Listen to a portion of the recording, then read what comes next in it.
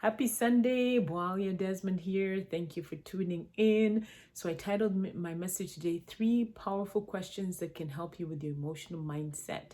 So today just wanted to really help us to think about these 3 questions that I heard spoken today on a talk that I was listening to. It was a training actually that I was listening to, and I thought these questions were so valuable and so important because typically the words that we say can be emotionally damaging. They can hinder people in relationships.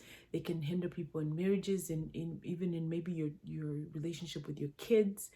Just having that mindset, like emotionally we deal with a lot, and typically when somebody is heard no a lot of times, or maybe they've been told that they'll never amount to anything, that they've been told that they're no good, and they've bought into this lie, and it can be damaging. So asking these 3 questions, I think, can be so important because it can prevent a person from having to say words that are hurtful, things that they have to apologize for later, or things that can be damaging and can show up in a person later on in life. So number one, does it have to be said?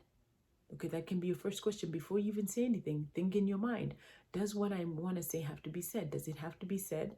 Does it have to be said right now? Is the second question. And then the third question, does it have to be said by me?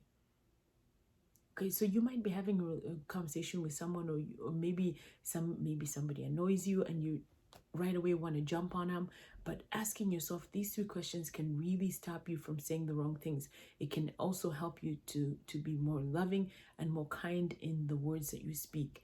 So this last weekend I attended a prayer conference, and when were in a session where people were being set free from bondage, from wounded wombs, from wounded things that have taken place because of words that were spoken, because of things that had happened. We found we had heard a lot of stories even that dealt with marriages where people had to forgive for things that were done so wrong to them, right? So wrong to them. But they had to make a choice. Either they wanted to stay in the marriage or they need to get out. And once they stayed in it, how just dealing with the emotional mindset of what it took and the torment that they had to deal with every day on their road to forgiveness. So when we can think about the things that we're saying before we say them, it can help people to have to deal with less damaging mindsets later on, less damaging wounds that we might be causing because of the things that we're saying, even especially in our relationships with our children. Thinking about the words that we say can be so critical, because even though it may not show up in them right now, it may show up later on in life.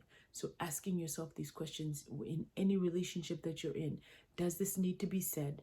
Does it need to be said right now? And does it need to be said by me? I hope this helps.